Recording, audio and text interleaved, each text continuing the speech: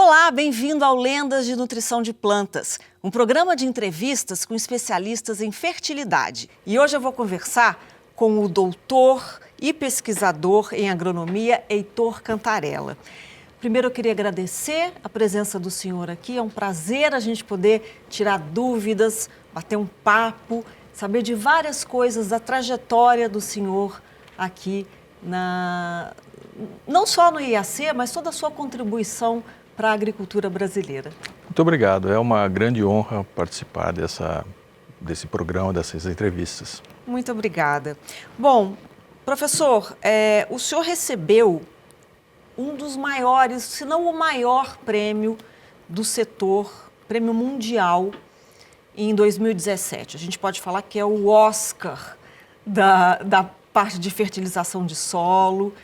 E eu queria saber se o senhor recebeu esse prêmio pelo conjunto da obra, de tudo que o senhor já fez até hoje, ou se foi por algum projeto especificamente? O prêmio, na verdade, foi pelo conjunto da obra, porque eles avaliam, a comissão julgadora avalia a trajetória do cientista, do pesquisador nessa área. Mas o que chamou a atenção da minha produção científica mais recente foram os trabalhos relacionados às emissões de gases de efeito estufa na cultura de cana-de-açúcar e as medidas mitigadoras que nós estávamos estudando. Por quê? O que é esse estudo? O que vocês estão querendo entender com esses estudos? Os fertilizantes, especialmente os fertilizantes nitrogenados, são responsáveis por grandes emissões de gases de efeito estufa na agricultura, né? Só para citar um exemplo, para cada quilograma de nitrogênio de ureia que é usado na agricultura, são emitidos cerca de 8 quilogramas de CO2 equivalente para a atmosfera, né? Então, existe uma preocupação ambiental de se usar esses fertilizantes de maneira adequada para reduzir essas emissões. E o nosso trabalho foi relacionado ao uso de fertilizantes nitrogenados em cana-de-açúcar. Por que cana-de-açúcar? Mais da metade da cana-de-açúcar produzida no Brasil é usada para produzir etanol. Etanol é um biocombustível que substitui petróleo e uma das razões para substituir o petróleo é reduzir emissões de gases de efeito estufa, né, do combustível fóssil. Então é importante que a gente saiba qual que é a pegada de carbono real dos biocombustíveis, né? E a gente sabe que os fertilizantes nitrogenados têm uma contribuição importante nas emissões totais de gases de efeito estufa quando se produz etanol.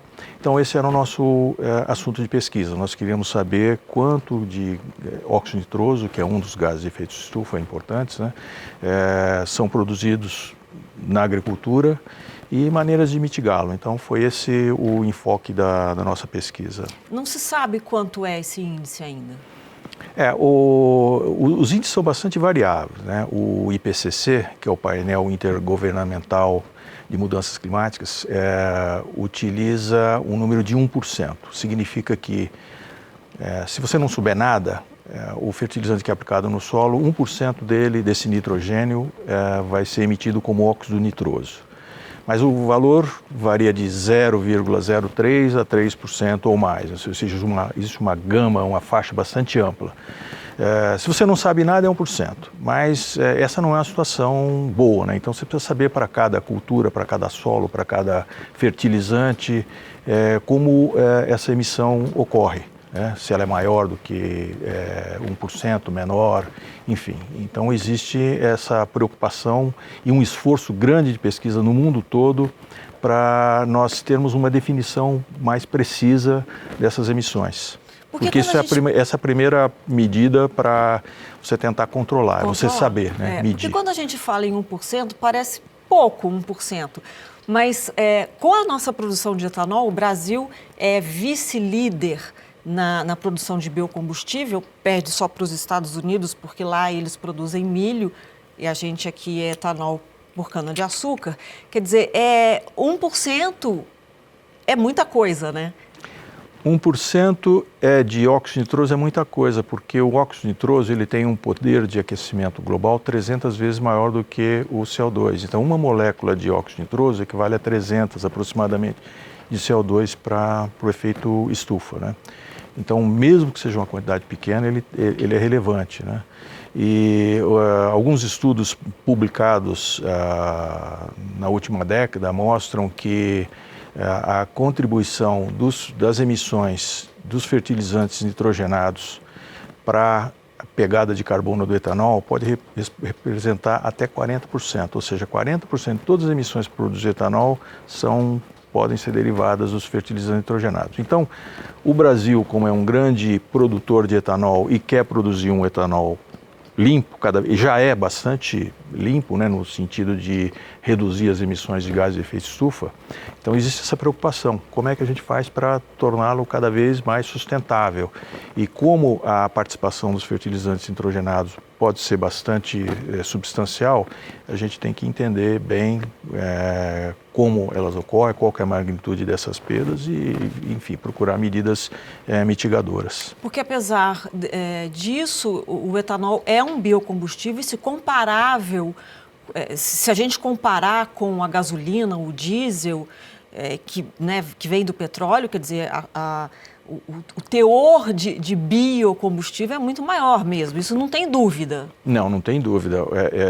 Os números mostram que o etanol reduz substancialmente as emissões de gases de efeito estufa comparado com fósseis. Por quê? Isso é bem estabelecido. O etanol, bom, nós já dissemos, né, que a cana-de-açúcar ela retira o CO2 da atmosfera, fixa esse carbono em moléculas orgânicas, açúcar primeiro, depois etanol, e quando esse etanol é queimado nos motores, o CO2 que é jogado para a atmosfera é aquele que foi absorvido pela planta lá atrás. Então, teoricamente, ela não aumenta as emissões de gases de efeito estufa. Porém, as coisas não são tão simples assim, porque para produzir etanol, você emite gases de efeito estufa de outras maneiras. Fertilizantes, como nós dissemos, óleo diesel, que é usado nos tratores, etc. Então, o etanol, ele é muito limpo, sustentável e produz grandes ganhos.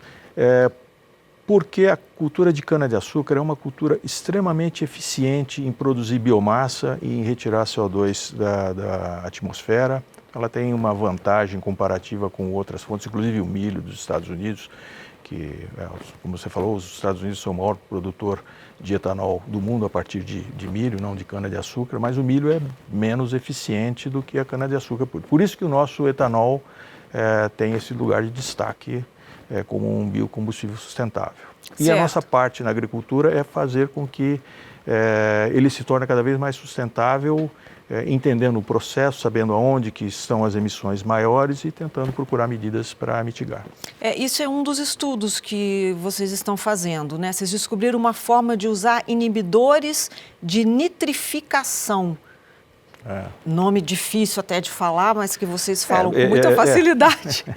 O que é isso? Os inibidores de nitrificação são compostos que são adicionados aos fertilizantes e que reduzem a taxa de transformação de nitrogênio no solo. Então, o nitrogênio, quando a gente utiliza ureia, sulfato de amônio, nitrato de amônio, ele passa de amônio para nitrato, que é uma reação natural no ecossistema. E nesse processo, uma parte de óxido nitroso é produzida e jogada na atmosfera. Os inibidores, o que eles fazem é retardar ou bloquear essa reação de nitrificação, parece uma coisa complexa, mas ocorre o tempo todo no solo, né? Eles bloqueiam temporariamente essa reação e, com isso, as emissões são bastante reduzidas, né? Em alguns dos nossos estudos, nós obtivemos reduções de até 90%, mas 95%, mas variaram de 40% a 95%, mas as reduções são substanciais. Então, esses produtos são comprovadamente úteis para a redução de emissões de gases de efeito estufa. No Brasil, professor, a ureia é a principal fonte de nitrogênio. o dado que eu tenho aqui é que corresponde a mais ou menos 60%. No entanto, eu já vi o senhor recomendando que se faça o uso de nitrato ou adubação nitrogenada, não em substituição à ureia, mas em determinados casos, né? Quando que o senhor acha que é mais eficiente deixar de usar a ureia? Eu vou fazer dar um passo atrás. A ureia é o principal fertilizante nitrogenado no mundo, não só no Brasil. Não só no Brasil. Então, essa é uma realidade que ocorre no mundo todo. E a questão não é porque a ureia seja melhor ou pior fertilizante, é porque ela é mais barata de produzir. Então, a indústria mundial já há algum tempo fez a opção pela produção de ureia. Ela é mais barata, é um fertilizante que tem alta concentração de N, enfim, ele tem muitas vantagens, né? Ele é eficiente. Ele, dependendo das condições de uso, ele é tão eficiente quanto outros fertilizantes nitrogenados. O que acontece é que quando os fertilizantes nitrogenados são aplicados na superfície de solos, ocorre perda por volatilização de amônia. Uma parte do nitrogênio vai para a atmosfera como amônia. Quanto que vai? Pode ser zero, pode ser 20%, 30%, 40%, ou seja, as perdas podem ser substanciais. Então, isso faz com que o uso da ureia precise ser feito com cuidado. Se a ureia for incorporada ao solo, mecanicamente, com máquinas 5 centímetros, por exemplo, essas perdas zeram. Pode ser incorporada também com água de irrigação, né? As perdas praticamente cessam. Nessas condições, a ureia vai ter uma eficiência comparável a sulfato de amônio, nitrato de amônio, outras fontes que não estão sujeitas a essas perdas. Porém, na nossa agricultura, em boa parte das situações, a ureia é aplicada na superfície do solo. Por exemplo, pegar culturas perenes, café e laranja, entre outras, é impraticável enterrar a ureia, porque você vai ferir as raízes, mecanicamente isso é complicado. Então, nesse caso, a ureia é aplicada na superfície do solo. Em cana-de-açúcar, por exemplo, a cana-de-açúcar colhida no estado de São Paulo, no Brasil hoje, é quase toda colhida mecanicamente e deixa uma grande quantidade de palha na superfície.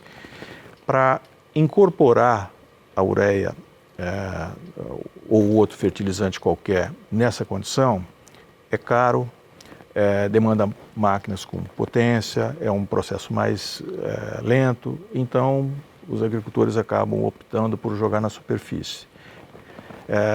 Plantio direto, mesma coisa, grandes áreas, os agricultores querem fazer operações cada vez mais rapidamente por questões de logística e custo, aplicam na superfície. Todas essas situações fazem com que a ureia seja usada numa condição em que não lhe é favorável. Ela está sujeita a perdas por volatilização. Se chover 2 ou 3 dias após a aplicação da ureia, uma chuva de 10 ou 15 milímetros pelo menos, a ureia vai ser enterrada e ótimo, eficiente. Mas se não chover, como a gente tem tido secas... O agricultor, nesse caso, precisa ter um contrato com São Pedro, né? Falar, eu vou aplicar hoje, por favor, mande uma chuva logo em seguida para resolver o problema da ureia.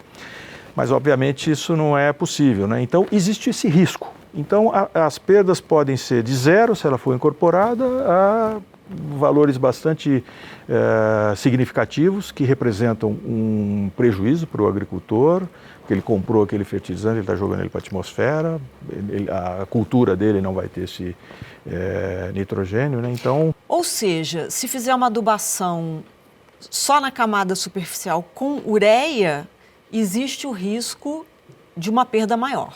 Existe o risco de uma perda maior, daí a necessidade ou a opção de utilizar fertilizantes que não estão sujeitos a essas perdas nas condições dos nossos solos, né, que são solos predominantemente ácidos. O nitrato de amônio, o sulfato de amônio e outras fontes como essas não estão sujeitas a essas perdas. Então, elas teriam uma vantagem, ou têm uma vantagem clara sobre a ureia quando são utilizadas, aplicadas na superfície do solo. Me parece que já tem uma pesquisa que dá um exemplo, que é na cultura da laranja, que a eficiência dessa mudança de adubação foi muito grande, né? Sim, sim.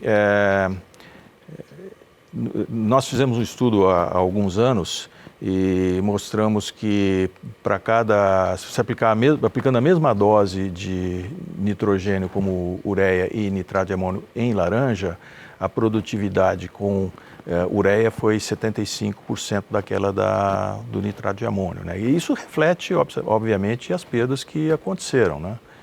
Agora, se a ureia for aplicada, incorporada ao solo, esses problemas desaparecem. A questão é que na agricultura brasileira, boa parte da ureia é jogada na superfície. Então, existe esse risco, né? Agora, por outro lado, a ureia é muito mais barata, né? Ela é mais barata, ela tem uma disponibilidade maior, até pelo fato de todas as indústrias produzirem ureia e terem ureia disponível no mercado, né? Então, ela tem, obviamente, essas vantagens, né? Uhum. Nitrato de amônio, por outro lado, é um produto que está sofrendo controles por questões de segurança, né? Então, a indústria de fertilizantes no mundo está se ajustando para resolver essas questões. Em alguns portos no mundo, por exemplo, o nitrato de amônio já não é comercializado. Então, tem todas essas questões. Obviamente, existem outras opções também. O nitrato de amônio misturado com calcário, conhecido como CAN, né? Ele já não tem esse poder explosivo e ele pode ser uma opção ao nitrato de amônio. E, obviamente, o nitrato de amônio vai continuar no mercado, mas com regulações crescentes. O governo brasileiro, atualmente, estuda mudanças na legislação por questões de segurança, né? Com esse produto. Esses são assuntos que estão fora da agricultura, mas acabam nos afetando, né? Sim. Porque afeta a indústria e acaba afetando o agricultor lá na frente. Então, a hora que o agricultor vai fazer as opções, ele tem que levar em consideração esses vários assuntos, né? Quanto que ele vai perder, quanto que custa, se vai ter disponível, as questões burocráticas, como é que ele estoca um fertilizante ou outro, né? Até porque quando a gente fala em sustentabilidade, a gente tem que pensar também na questão econômica, né? Exatamente, exatamente. Esse é o principal pilar, né? A gente pode ter soluções excelentes, mas se elas não forem econômicas, o agricultor não vai vai aderir, não né? vai aderir, ele não vai usar, né? O senhor acha que o setor de fertilizantes ele está cada vez mais preocupado com essa questão de sustentabilidade? Sem dúvida. Ele está preocupado porque a sociedade nos cobra o setor agrícola de modo geral e o setor de fertilizantes em particular, né? Então, a gente vê que as indústrias se movendo no sentido de reduzir as emissões lá na fábrica, porque elas ocorrem lá também,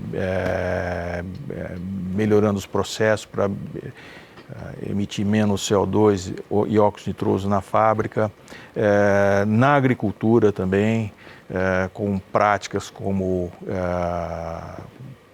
melhorar, adequar as doses, utilizar o fertilizante correto, na época correta. Então, existe uma preocupação grande da indústria em melhorar a eficiência de uso não só de nitrogênio, mas de todos os outros nutrientes. Nitrogênio em especial por causa dos impactos ambientais associados com ele. Mas isso é uma preocupação da indústria e isso envolve ações de educação também, né? Essas mensagens precisam ser levadas ao agricultor, mesmo porque os fertilizantes representam 25% a 30% na média, né, do custo de produção da agricultura, então são insumos que têm um peso, né, no custo. Alto, Então, otimizar o uso de fertilizantes é de interesse não só do agricultor e da indústria, como também do ambiente. Nós somos cobrados para isso, né? Então, a gente vê que a sociedade, de alguma maneira, acaba impondo normas que limitam as ações dos agricultores. Os agricultores têm que se adequar, a indústria tem que se adequar, né? Mas o senhor acha que isso pode ser uma tendência? No Brasil a gente não tem essa preocupação porque nós usamos fertilizantes com mais parcimônia e eu diria com mais eficiência. Então nós não temos os exageros que existem em algumas partes do mundo e de maneira que isso não está ainda no nosso radar, mas é uma discussão que ocorre em outros países, né? É interessante o senhor citar isso porque a população brasileira está muito confusa com essas informações, né? Por exemplo, confunde agrotóxico com fertilizante e as pessoas acham, uma parte, né, acha que fertilizante faz mal para o meio ambiente e para as pessoas. Faz mal? Não faz, não faz. E esse é um assunto que eu conheço bem, porque existe uma iniciativa aqui no Brasil que chama Nutrientes para a Vida, que eu sou coordenador, que visa justamente isso, esclarecer o público leigo a respeito da natureza dos fertilizantes. E dentro desse Nutrientes para a Vida, nós fizemos alguns levantamentos de opinião pública, né, com o público leigo, e é impressionante a falta de informação, o viés negativo e os preconceitos que existem com relação a fertilizantes, né? Fertilizantes são nutrientes de plantas e nutrientes de gente, né? Eu até costumo citar um exemplo. Adubo fosfatado, por exemplo, ele tem os superfosfatos, eles têm uma fórmula química muito parecida com a fórmula dos nossos ossos.